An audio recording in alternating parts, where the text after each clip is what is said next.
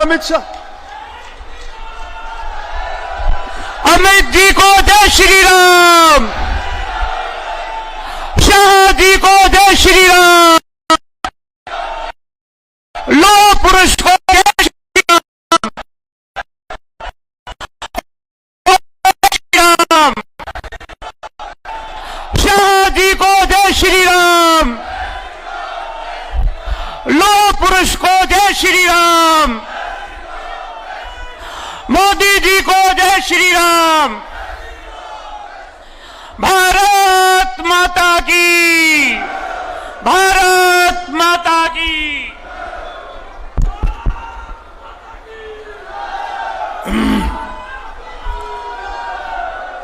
मेरे साथ बोलिए, भारत माता की। क्यों भाई, झज्जर वालों की आवाज को क्या हो गया है? अरे 400 पार करना है या नहीं? जोर से बोले, माताएं बहनें भी बोले, 400 पार करना है या नहीं करना है? मोदी जी को फिर से प्रधानमंत्री बनाना है ना, तो ऐसी आवाज नहीं चलती भाई। मेरे साथ सभी लोग दोनों हाथ उठाइए, उठाइए दोनों हाथ, विजय के संकल्प की मुट्ठी पीछे और प्रचंड आवाज से बोलिए, जय श्री राम, जय जय श्री राम। आज के कार्यक्रम में बैठ जाइए भैया।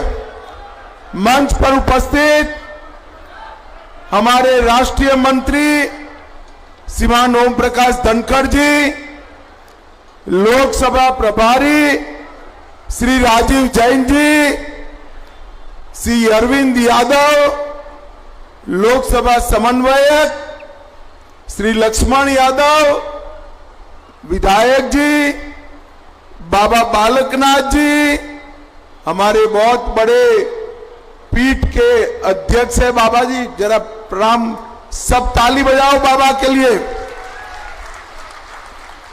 पूर्व मंत्री बहन कांता देवी जी, पूर्व मंत्री मनीष ग्रोवर जी, कृष्णमूर्ति हुड्डा जी, राव नरवीर सिंह जी, विपुल गोयल जी, नरेश कौशिक जी, और आज जिनको जिताने के लिए मैं यहां आया हूं, हमारे लोकप्रिय सांसद और प्रत्याशी डॉक्टर अरविंद। आगे आओ अरविंद भाई, आगे आओ।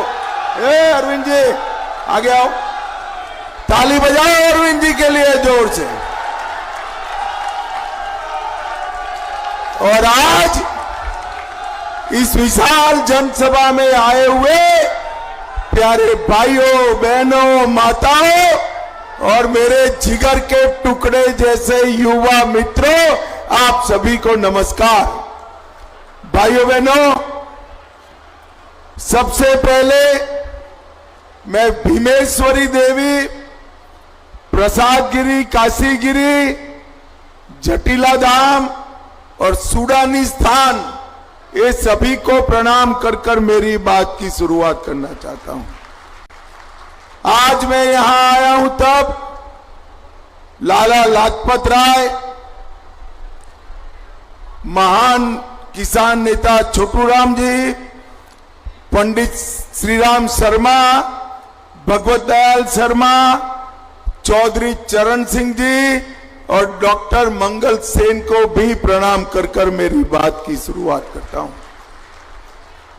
भाइयों बहनों, आज छठे फेज का चुनाव चल रहा है, पांचवें फेज का चुनाव चल रहा है। आपको छठे में वोट डालना है, परंतु जो 4 चुनाव समाप्त हो गए, मैं पूर्व, पश्चिम, उत्तर, दक्षिण, उत्तर पूर्व सब जगह घूमता घूमता घूमता अंत में झज्जर आया हूं। परिणाम जानना है क्या? जानना है परिणाम? देखो भाई, 4 चरण में मोदी जी 270 पार कर कर सरकार बना चुके हैं। अब आज 5वां है, आपका छठा है और सातवां है उसने 400 पार कराना है, 400 पार।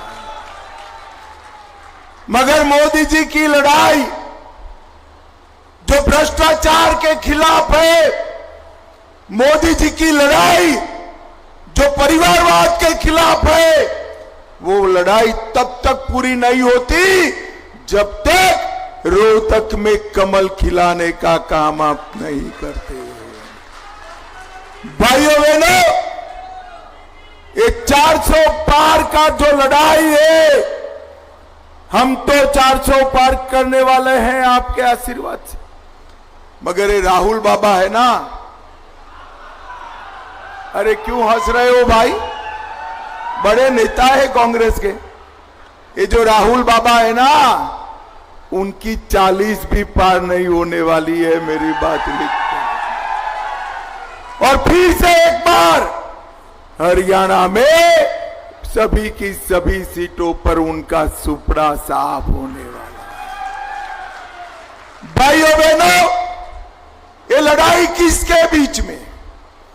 एक और 12 लाख करोड़ के घपले घोटाले करने वाले ये इंडी अलायंस है। एक और ये 12 लाख के घपले घोटाले करने वाले इंडी अलायंस है, और दूसरी ओर 23 साल से मुख्यमंत्री प्रधानमंत्री रहते हुए जिस पर 25 पैसे का आरोप नहीं है, वो नरेंद्र मोदी है, नरेंद्र मोदी। एक और थोड़ा ही गर्मी बढ़ते ही थाईलैंड और बैंकॉक छुट्टी पर जाने वाले राहुल बाबा है।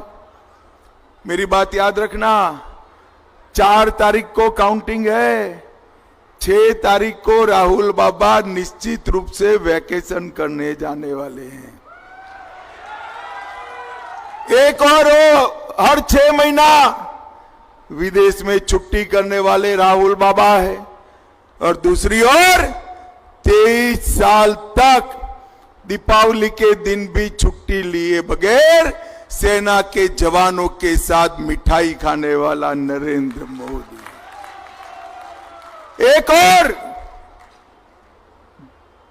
एक और आरक्षण को संरक्षण देने वाले नरेंद्र मोदी है, और दूसरी ओर मुसलमानों को आरक्षण देकर एसटी, एससी, ओबीसी का आरक्षण छीनने का प्रयास करने वाली कांग्रेस पार्टी है।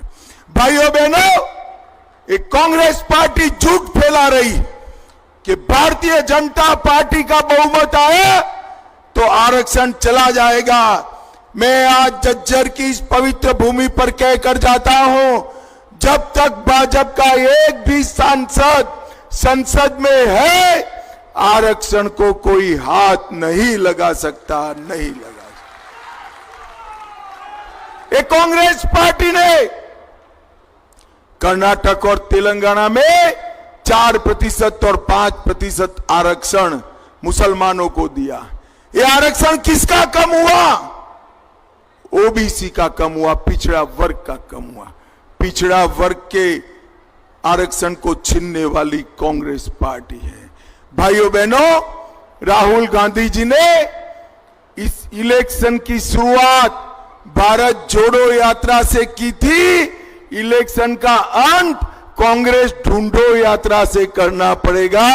दूरबीन लेकर भी कांग्रेस नहीं दिखाई पड़ी। भाइयों बहनों, सिरसा से सोनेपत तक और पंचकुला से पलवल तक मोदी जी का विकास का कमल खिलने वाला है।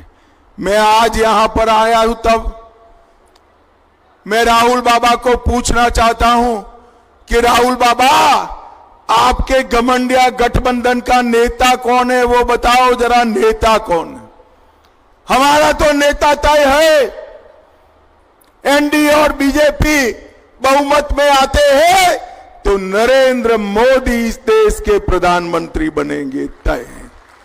आपका नेता कौन है? आप बता सकते हो झज्जर वालों, इनका नेता कौन है?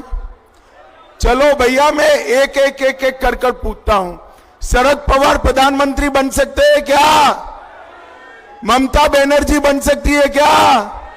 उद्धव ठाकरे बन सकते हैं क्या? स्टालिन बन सकते हैं क्या? अब हंसना मत। राहुल बाबा बन सकते हैं क्या? अरे क्यों हंस रहे हो यार? राहुल बाबा भी नहीं। भाई एक पत्रकार ने उनको पूछा कि आपका प्रधानमंत्री का प्रत्याशी कौन है, तो उन्होंने कहा बारी बारी एक एक साल 5 लोग बनेंगे। बोले मुझे बताओ झज्जर वालों, देश ऐसे चल सकता है क्या? अरे जोर से बोलो, चल सकता है क्या? ये बारी बारी प्रधानमंत्री बनाने निकले हैं, इस संगीत कुर्सी खेलने निकले हैं। मैं उनको पूछता हूं, ये 5 साल के प्रधानमंत्री के प्रोजेक्ट में पाकिस्तान को मुंह तोड़ जवाब कौन देगा? मुझे बताओ। कोरोना जैसा महामारी आया, कौन बचा सकता है? चंद्रयान कौन भेज सकता है?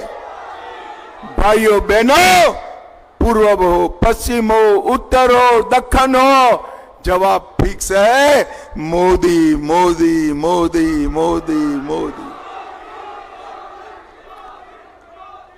झज्जर वालों मुझे बताओ, ये हमारा जो हरियाणा है इसमें 3 विशेषताएं हैं। एक, हरियाणा में फौजियों, हमारे बेटों ने, हमारी वीरांगनाओं ने अपने बेटों को फौज में भर कर रखा है। आज पूरा देश चैन की नींद सो रहा है क्योंकि मेरा हरियाणा का जवान सीमा पर पाकिस्तान का सामना कर रहा है। दूसरा, खेल कहां पर भी खेला जाए, नेशनल खेला जाए, इंटरनेशनल खेला जाए, देश को अगर मेडल मिलता है तो हर तीसरा मेडल लाने वाला मेरा हरियाणा का धाकड़ होता है, धाकड़ होता है। और तीसरा, देश आज अनाज के क्षेत्र में आत्मनिर्भर है, तो इसका कारण हरियाणा का मेरा किसान है, किसान है। भाइयों बहनों, ये तीनों क्षेत्रों में कांग्रेस ने क्या किया? बोफोर्स का घोटाला किया, सबमरीन का घोटाला किया, एयरफोर्स का घोटाला किया, हेलीकॉप्टर का घोटाला किया और 1 रैंक 1 पेंशन नहीं दिया। मोदी जी ने 14 में प्रधानमंत्री बनने के साथ ही 1 रैंक 1 पेंशन देकर हमारे सेना के जवानों को 1,20,000 करोड़ दिया।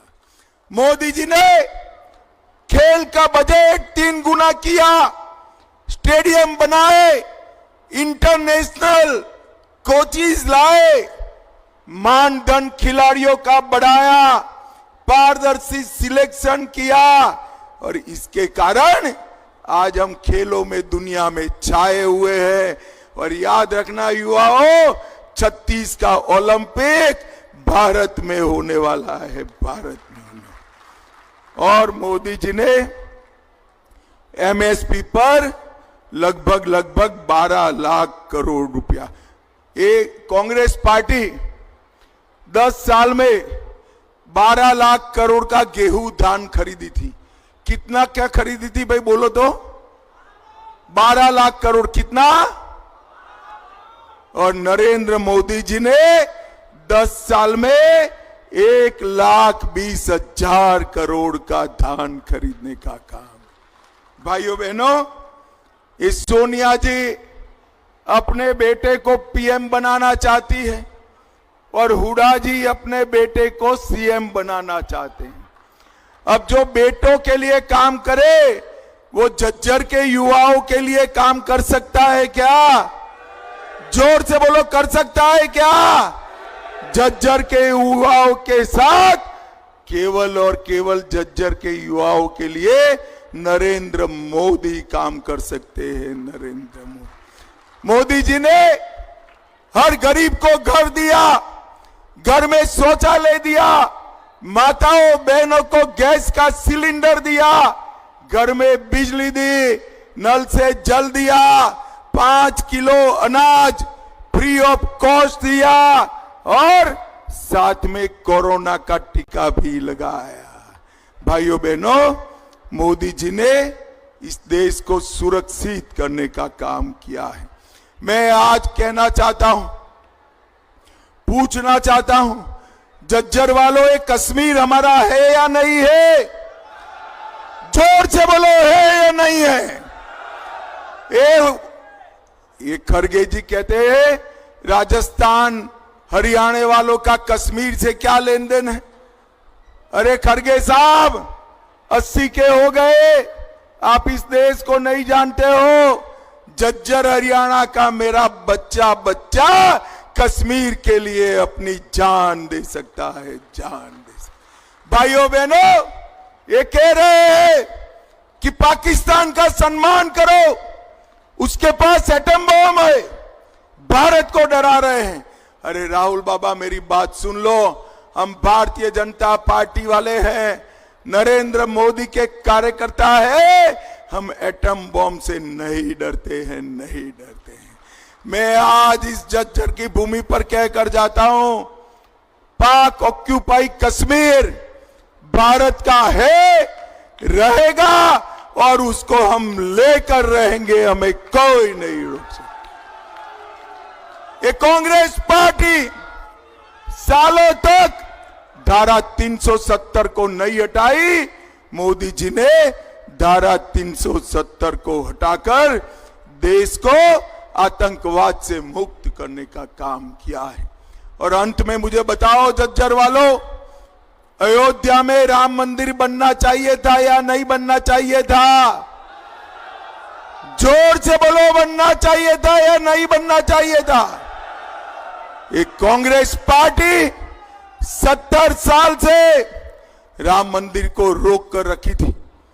नरेंद्र मोदी जी ने 5 ही साल में केस भी जीता, भूमि पूजन भी किया और 24 जनवरी को प्राण प्रतिष्ठा कर कर जय श्री राम कर दिया, जय श्री राम।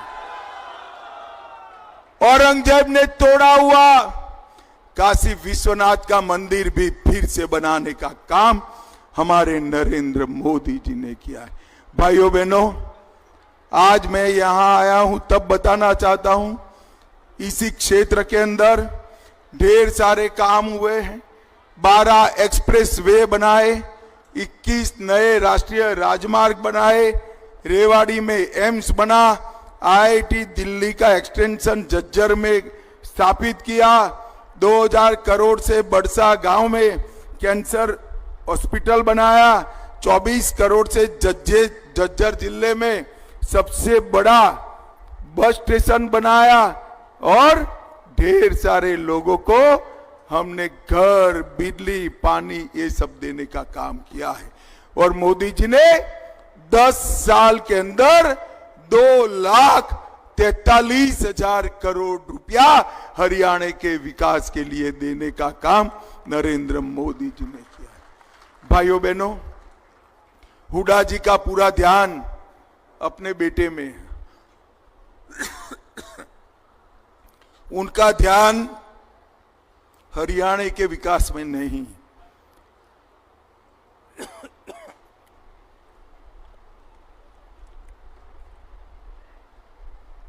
ये हमारे अरविंद जी है ना, ये देखने में दुबले पतले लगते हैं, मगर जब रोहतक की विकास की बात आती है, अच्छे से झगड़ा कर कर आपका काम कराने वाला आदमी है। बड़े घर के बेटे को जिताओगे ना तो घर पे नहीं आएगा, मिलने नहीं आएगा, गांव में नहीं आएगा। अरविंद भाई को जिताओगे, पान की दुकान पर आपको हाथ में मिल जाएगा। मुझे बताओ, अरविंद शर्मा को जिताओगे क्या? जोर से बोलो जरा, जिताओगे? कमल के निशान पर बटन दबाओगे? देखो भाई, अरविंद जी के नाम के सामने कमल के निशान पर बटन दबाओगे तो एक एक वोट नरेंद्र मोदी को प्रधानमंत्री बनाने वाला है। मोदी जी को प्रधानमंत्री बनाओगे, 400 पार कराओगे, तो मेरे साथ दोनों हाथ उठाइए, उठाइए दोनों हाथ, विजय के संकल्प की मुट्ठी भींचे और प्रचंड आवाज से बोलिए, भारत माता की वंदे वंदे वंदे, जय श्री राम, जय जय श्री राम। हेलो, बहुत बहुत धन्यवाद। और शक्ति का प्रतीक गदा जो है पूरे झज्जर जिले की तरफ से माननीय ओम प्रकाश धनखड़ जी, अरविंद शर्मा जी और हमारे जिला अध्यक्ष हमारे मुख्य अतिथि को भेंट करें आप सब की तरफ से।